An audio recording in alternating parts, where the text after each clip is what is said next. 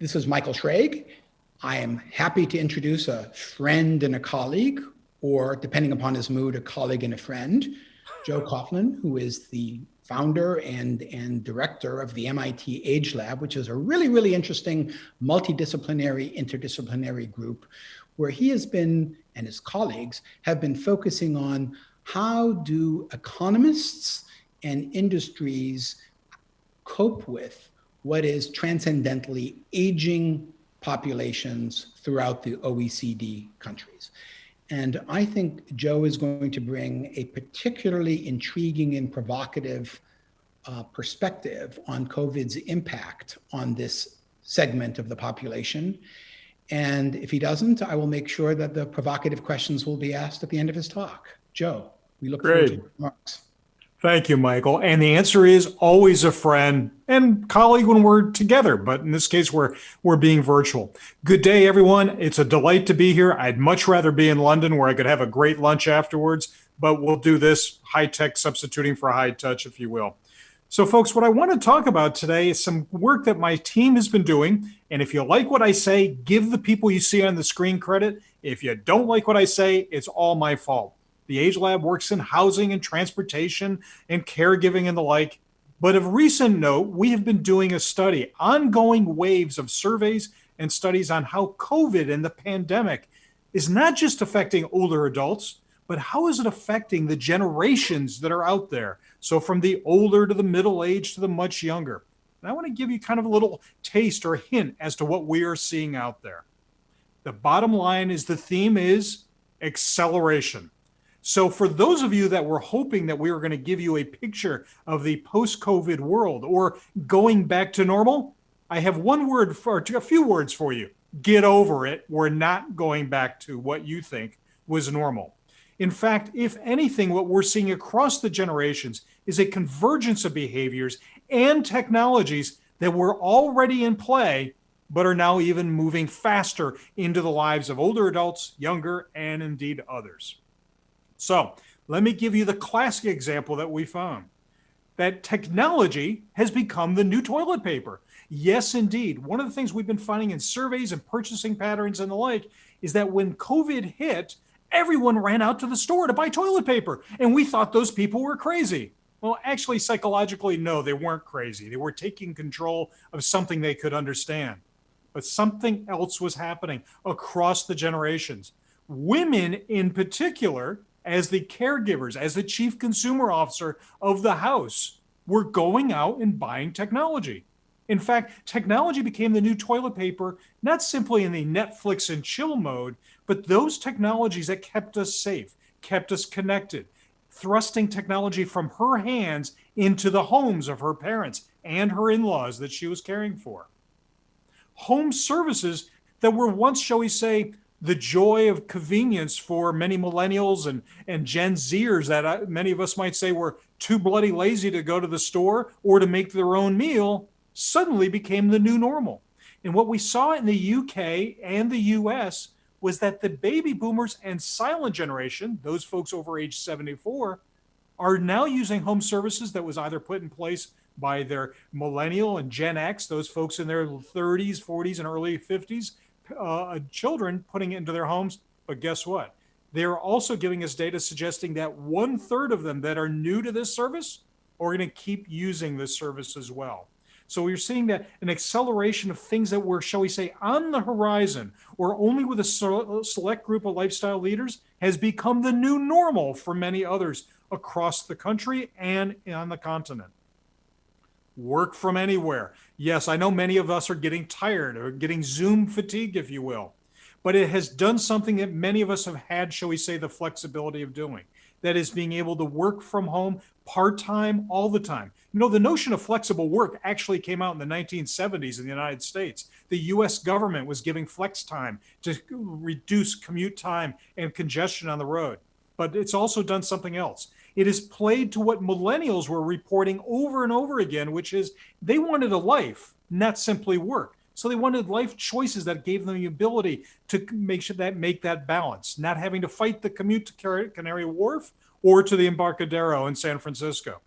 Work-family balance as well became, yes, a little bit of a conflict we're experiencing now, but an ability to make that balance happen. If we have caregiving responsibilities, not just for children, but for parents. But also think about this. Suddenly now, retirement, something we all would like to do perhaps, is now possible to work from home. In fact, we're working so hard from home that in many ways, going back to work for 40 hours a week would be almost like a vacation. And one of the things we're finding for those of you in the energy business, those of you in utilities and petrochemical, you need these people to stay in your workplace. There is not a long line of young people wanting to go into those industries, even aerospace. So in their minds is that lost knowledge of clients, relationships, why you do what you do. So you may be able to keep that lost knowledge online a little longer because retirement is being pushed off, it appears. Yes, many students are complaining about getting Zoom fatigue from their classes, but the volume and the velocity of knowledge is making it clear to many millennials and particularly those Gen Xers that frankly, you're now living in a world where school was never out.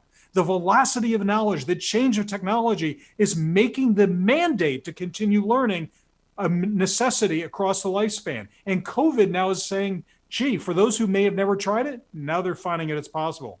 The notion that you may be living longer means that you're not going to have multiple jobs. It is very likely you're going to have multiple careers, which means multiple educations over a lifetime.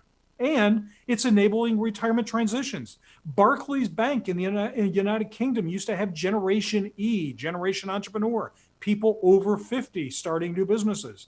In the United States, women over 50 are the second group starting new companies after that 20-something wearing hoodie and sneakers. Indeed, the new women's movement is entrepreneurship.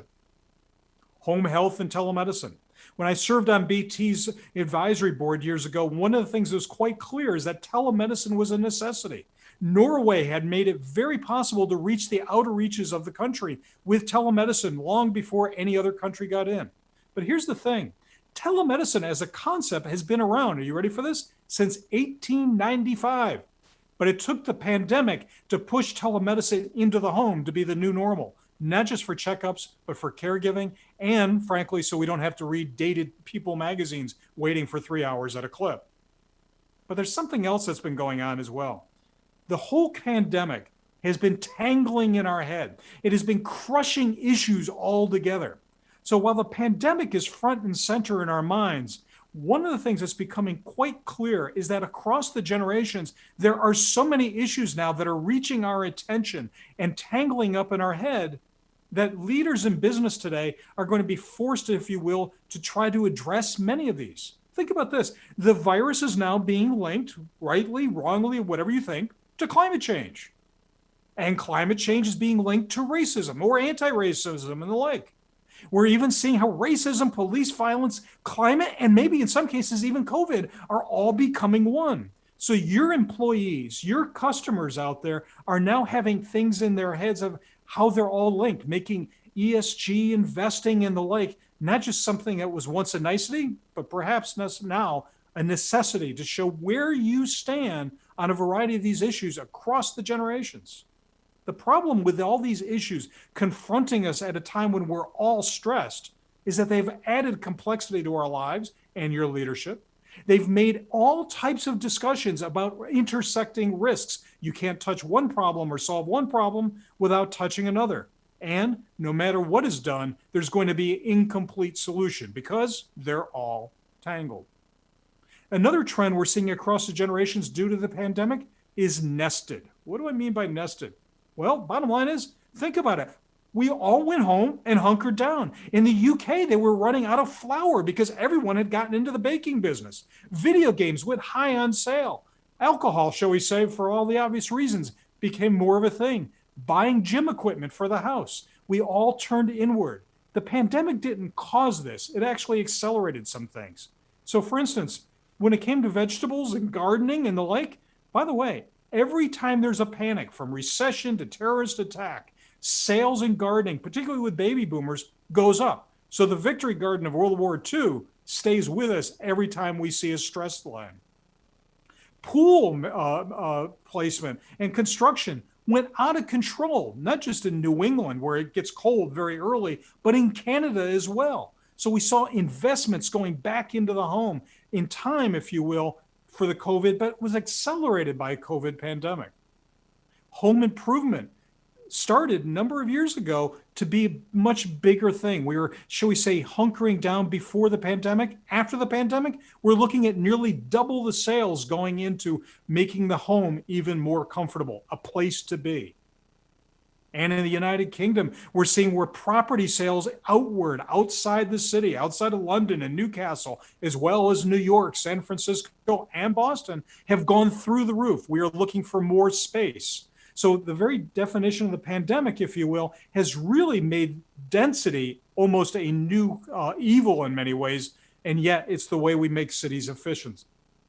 But one of the things you should think about is there was already a trend of moving off the high street. We were seeing a trend towards more and more services. But also, 5 years in a row, those millennials that were supposed to be all urban natives and digerati that wanted to live on the streets of every city, actually, they had been moving out. They had been moving to urbanesque, that is, smaller towns that had just enough excitement and delight, if you will, to be urban enough, but not too urban. The pandemic has now pushed those millennials and even Gen Xers even further out.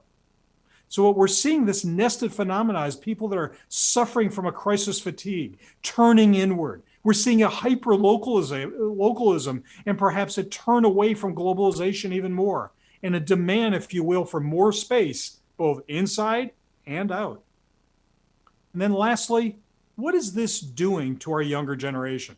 Generation Z, for those of you who may not know it, the birth rate is so low that we're at the end of the alphabet. So now apparently we're at Gen Z. I guess there's no more kids after that. But generally speaking, these are kids in their late teens, early 20s. They are already in your colleges, in your workforce and the like. They are your future consumer as well.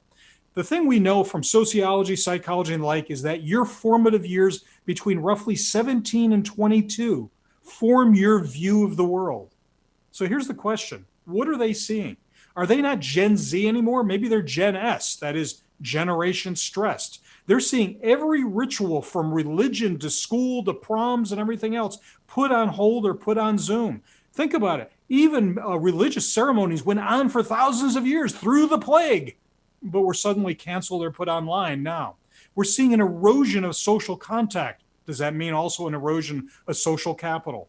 Will we see unparalleled loss of trust, or will we see a new resilience from a population that has undergone trial by fire, much like their parents in World War II, during the Blitz and during the Depression, that came out stronger and more resilient overall? Concluding, what is leadership? What does business in particular and policymakers need to think about? This is the time for leadership. And leadership can be defined in three categories: caring, coping, and in command. Across the generations, the public is now looking for empathy, understanding, checking in. How are they doing?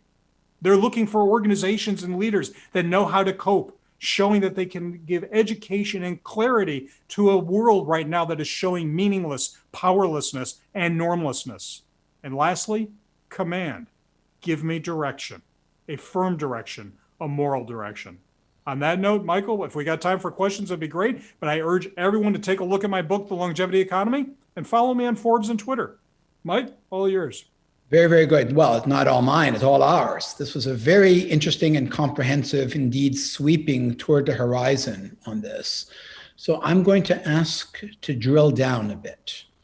I'm going to be looking for two things in these questions. Question number one, where do you see, as a result largely of this pandemic and the tentative recovery, where do you see the greatest tension or conflict between generations?